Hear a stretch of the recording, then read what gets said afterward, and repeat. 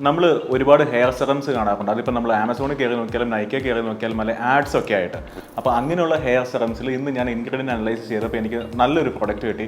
ഓർഡിനറിയുടെ multi peptide സെറമാണ്.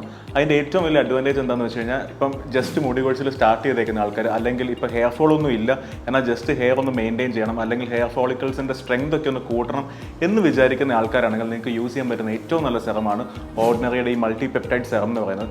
ഇത് use ചെയ്യേണ്ടത് എന്ന് വെച്ച് കഴിഞ്ഞാൽ, ഇപ്പം നമുക്ക് രാവിലെ യൂസ് ചെയ്യാം അല്ലെങ്കിൽ ഈവനിങ്ങിൽ യൂസ് ചെയ്യാം. നമ്മൾ ഷവർ ചെയ്തതിന് ശേഷം നമ്മളിപ്പോൾ ടവൽ കൊണ്ട് അല്ലെങ്കിൽ ബാത്ത് ടവൽ വെച്ച് നമ്മൾ ജസ്റ്റ് ഒന്ന് ഡ്രൈ ചെയ്യുമല്ലോ. ഡ്രൈ ചെയ്തതിന് ശേഷം ഈ ഹെയർ സെറത്തിൻ്റെ ഒരു 5-6 ഡ്രോപ്സ് എടുക്കുക. എന്നിട്ട് സ്കാൽപ്പിൽ നന്നായി മസാജ് ചെയ്ത് പിടിപ്പിക്കുക. അതിൻ്റെ മുകളിലേക്ക് വേറൊരു ഹെയർ കെയർ പ്രൊഡക്റ്റ് ഒരു 30 മിനിറ്റ്സിലേക്ക് അപ്ലൈ ചെയ്യാണ്ടിരിക്കുക.